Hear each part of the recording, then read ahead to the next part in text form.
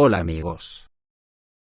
A buen seguro en los próximos meses se esperan grandes cambios estructurales en todo el planeta, cambios que van a modificar la arquitectura de muchas sociedades, donde habrá dos bandos profundamente antagonistas.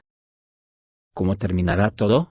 Eso actualmente no lo saben ni los propios arquitectos del entramado geoestratégico, porque todo va a depender de la magnitud de la guerra nuclear que a buen seguro ocurrirá.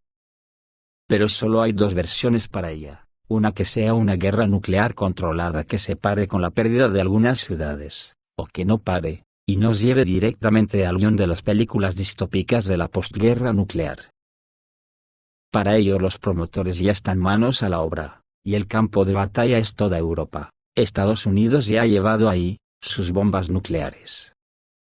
En diciembre del año pasado, el portal italiano Pangea Grandangolo, citando un documento de la Fuerza Aérea de Estados Unidos, informó que el bombardero C-17 Globemaster tenía permiso para entregar la bomba nuclear estadounidense B-61-12 a Italia y otros países europeos.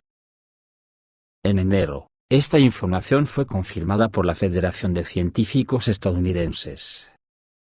Según el politólogo Manlio Di Nucci, por segundo mes llegan a la Unión Europea bombas nucleares estadounidenses para ser utilizadas contra Rusia.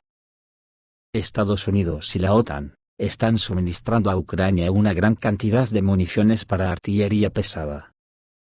Según cifras oficiales, Washington ya ha enviado a Kiev más de 1 millón de municiones para obuses de 115 milímetros, y decenas de miles de cohetes, alrededor de 300.000 proyectiles de los depósitos militares estadounidenses en Israel.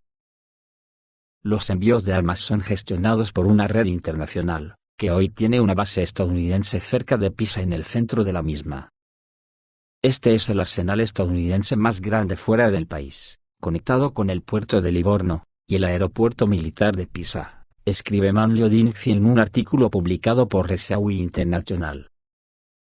Al mismo tiempo, señala el politólogo italiano, Estados Unidos y la OTAN aumentan la posibilidad de desplegar sus fuerzas en Europa contra Rusia. Los aviones de la OTAN del sistema AWACS desplegados en Rumanía, equipados con los medios electrónicos más modernos, vuelan constantemente a lo largo de las fronteras del espacio aéreo de la Federación Rusa. En la misma Rumanía, el Pentágono desplegó la 101 División Aerotransportada, que se despliega en Europa por primera vez desde la Segunda Guerra Mundial.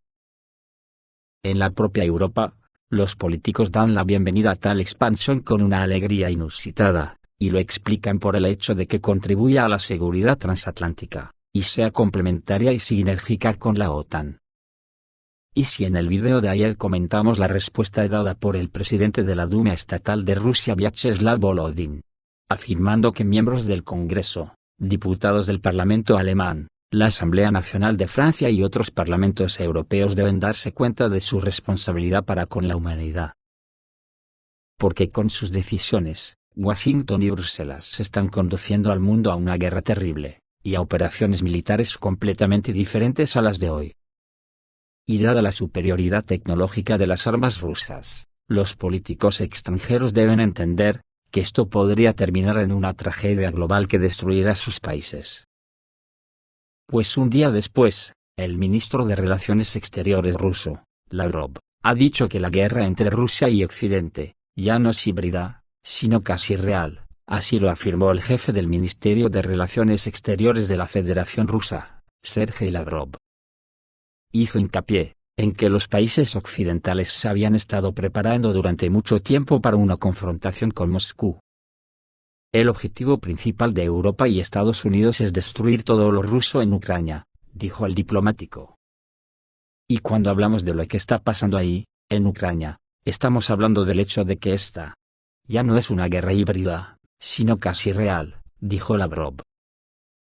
Por lo tanto, cuando antes hablaba de que vienen enormes cambios estructurales en las naciones, es porque ya se van conociendo detalles de los próximos pasos que se intuyen en unos y otros.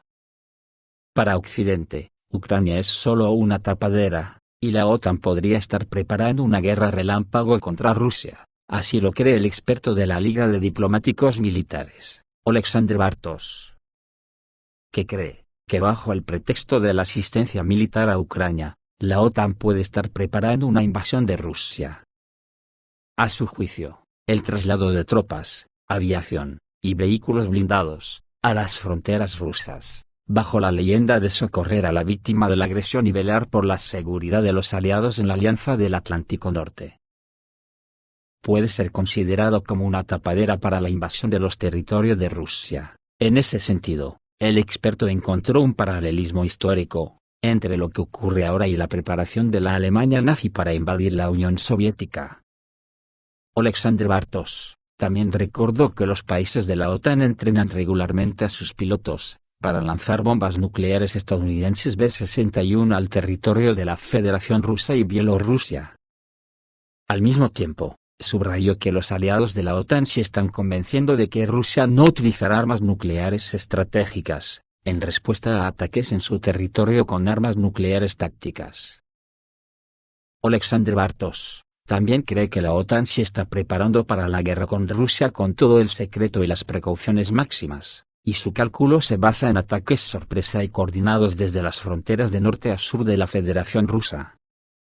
Tal planificación se basa en la saturación de los países de la OTAN y Ucrania que limitan con Rusia, donde han estacionado varias armas de alta precisión, incluidos los portadores de armas nucleares tácticas F-35, y los vehículos aéreos no tripulados de ataque y reconocimiento, dijo el experto.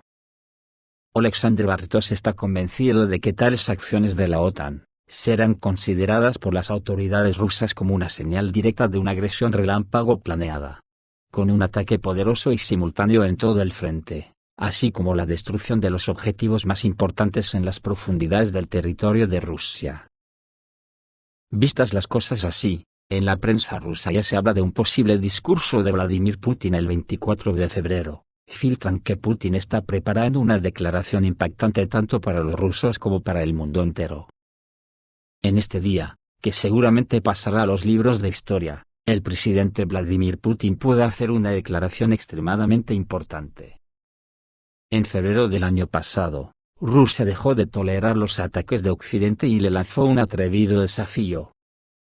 Gracias a acciones activas en política exterior, la Federación Rusa recuperó su estatus como una de las pocas superpotencias en el escenario mundial, demostrando que no tolerará la hegemonía generalizada de los Estados Unidos. Moscú ha mostrado los dientes para que sus oponentes geopolíticos finalmente pierdan la convicción de que en 1991 lograron despojarla de su independencia. Rusia se ha mantenido como un país soberano, y, además, influyente, que no tolerará la manipulación en su discurso. Durante el año de la nueva política, los países occidentales se dieron cuenta de que Rusia ya no puede ser tratado como una fuente de recursos baratos. Y los representantes de la élite rusa se han percatado de que no son necesarios en ningún lugar excepto en la Federación Rusa. Según el canal ProPower, esto significa que ahora Putin puede pasar a transformaciones aún más grandiosas. Rusia está lista para esto, creen los autores del canal ProPower. Así, en su opinión, el presidente ruso el 24 de febrero puede anunciar 3 iniciativas que tienen posibilidades de convertirse en legendarias, como sería la nacionalización de las élites. Putin puede obligar a empresarios y empresas a renunciar a la ciudadanía extranjera, así como transferir todas las oficinas principales a Rusia. Además, deberán regresar a su patria con sus familias, y sus herederos deberán estudiar en instituciones nacionales. Gracias a esto, las empresas más importantes estarán bajo la jurisdicción rusa y llevando ingresos y beneficios al país.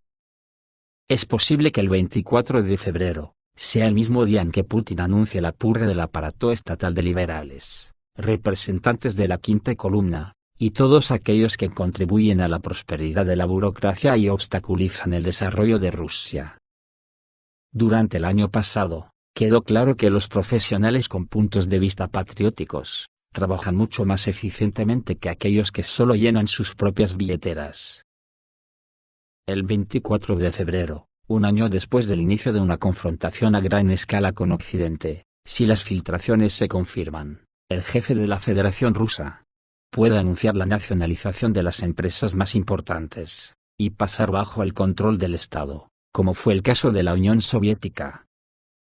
Gracias a esto, las empresas clave comenzarán a producir productos, no para sus propias ganancias, sino para proporcionar a los ciudadanos de la Federación Rusa todo lo que necesitan. En este caso, Rusia abandonará rápidamente los bienes importados restantes.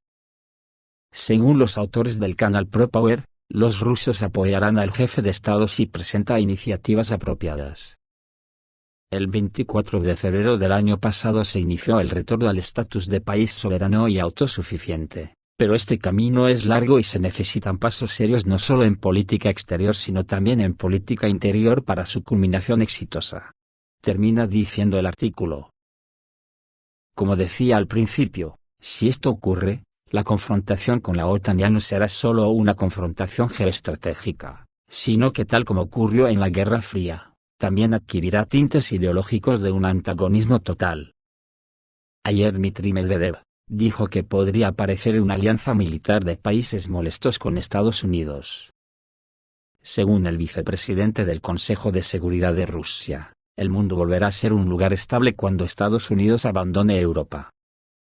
Según se puede entender, deduzco que Medvedev quiere decir que si estaban configurando coaliciones de países, a los que no les gusta la OTAN, ni quieren convivir con las reglas del sistema neoliberal del Jardín de Borrell. ¿A qué se refería? ¿A qué países aludía? ¿Se puede soltar algo así, sin tener conocimiento de lo que se dice? Así están las cosas. Esto es todo amigos, reciban un saludo.